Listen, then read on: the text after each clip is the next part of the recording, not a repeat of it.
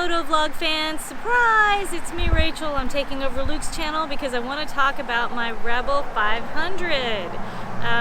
Most of you know that I was riding his old Honda CTX in the past, and it was fine. It was my first bike, and I inherited it from him, but it was just a little bit too top heavy for me, and I just got to where I was too scared to ride it, and we just didn't go anywhere because riding the bike was just too stressful.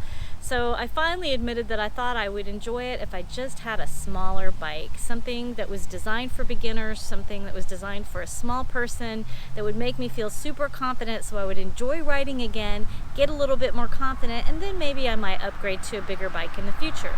So here it is, the Rebel 500. I really like this bike. This was very hard to get. Nobody had any. We live in the state of Texas, which, as most of you know, is a pretty big state. A lot of people ride motorcycles here. We could not get a Rebel 500 anywhere within 200 miles. We ended up having to drive from where we live in the DFW area all the way to Houston. It took us 5 hours. But the dealership was great. It was this place, V1 Moto, on North Freeway in Houston. We called down there, told them what we wanted. They said, yep, we've got your bike for you. We handled the arrangement all over the phone. We drove down. They stayed after hours to help us out. We walked in, signed the paperwork, walked out. How long did that take us? About 15 minutes. 15 minutes. They loaded the bike in the truck while we were signing the papers indoors. We were in and out of there. We really appreciate the service for that. So that's the story. It was quite an adventure, but it was worth it. I'm happy with the bike. It's pretty much naked. We have nothing on it right now. There is a couple of aftermarkets. I guess we should point those out. These handlebar risers we added. Obviously this 8-man camera does not come with the bike. And this little throttle boss is really all we've added to the bike. All the rest of it is as it came from the dealership. The one kind of extra piece of equipment that this bike came with that kind of surprised me is the battery tender. Here it is. It came with the bike. It came with this zip tie holding it on, and it kind of was dangling, so I added another zip tie to hold it closer to the bar here.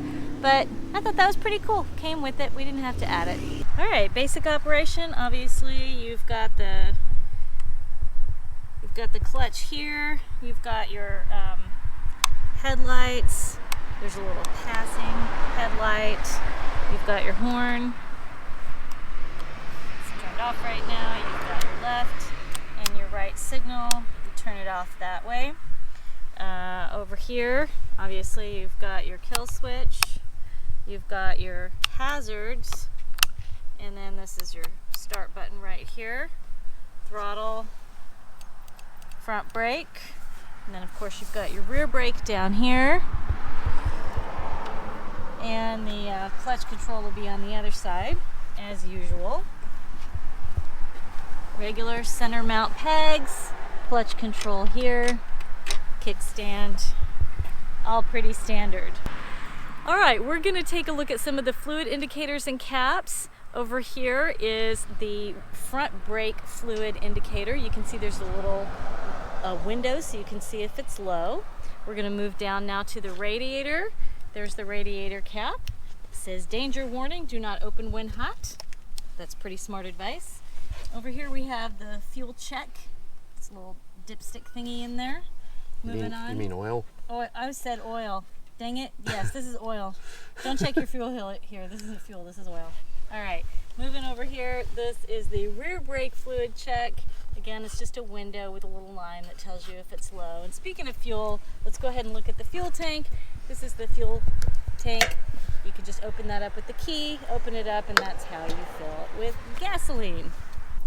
Okay, when we bought the bike, it came with these two cute little things. This is the owner's manual, which you obviously expect. It's a pretty normal owner's manual.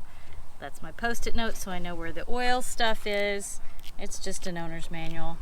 Perfectly serviceable, nothing too exciting. But it also came with this, which is super cute. Oops, I'm gonna move that. So this is your motorcycle riding tips. And it has these adorable little cartoons in it, little comics with really funny little advice. I love this thing. Look at that. Psst. Showing that there's an air leak in the tire. So this is entertaining. It's mostly just stuff about how to be a brand new rider, but I like it. The Rebel 500 is a very naked bike. It doesn't have any baggage, it doesn't have anywhere to put stuff, but it does have a few clever little things. There's a cap here that you can just pop off, just like that. See how it has these little things and they pop right into there, okay? Now, it has some tools under the seat, but you can't get to them without this little hex wrench. You can't get to this little hex wrench without opening up this screw. So you're supposed to use a coin for this screw. We have this little wrench that came out of Luke's bike. We're gonna use this to open it up, hopefully, maybe. This screw was really tight from the factory. In fact, not only did our little tool from Luke's bike not work, I don't think we've ever loosened this up yet. We have never taken this hex wrench out. I recommend when you get your bike, take it home and get a good tool and loosen this up if you ever want to be able to use this hex wrench. Meanwhile, we have other tools with us, so we're going to open up the seat using a hex wrench that we had with us. This is a 5mm hex wrench that we're using instead of the one that comes with the bike because we couldn't get that one off. So I don't know if you want to take a look here at these little screws, but we're going to unwind those using this hex wrench and loosen it up. And once we get those loose, we're going to be able to just take the seat right off. There we go. Okay, those are the two screws that we just loosened. And this is what the inside of the seat looks like. Now the tools are actually here on the bottom of the seat. You can see that we've got a little screwdriver here. We've got whatever the heck this is. Actually, don't even know what that's for. And whatever this is. That's the handle for the screwdriver. There we go. Let's take these out and see what happens.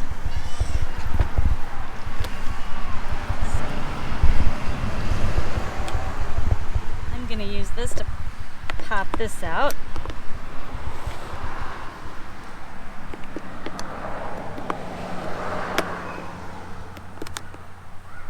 Here's the screwdriver.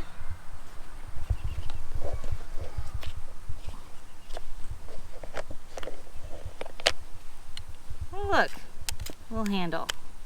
Nice. All right, I'm just gonna put this back together the way we found it. That is it for the Rebel 500. It's, like I said, pretty standard, pretty naked, nice and small, cute, works great. I think this is a really good bike for a beginner. I'm not really a beginner, but I am small, and I like having the small bike. I like having it very maneuverable, very low to the ground, easy to ride. So that's me. And when I decide I want a bigger bike, like a bagger or a touring bike, I think it's going to be pretty easy for me to find a beginner who will want this bike. It's a really good one.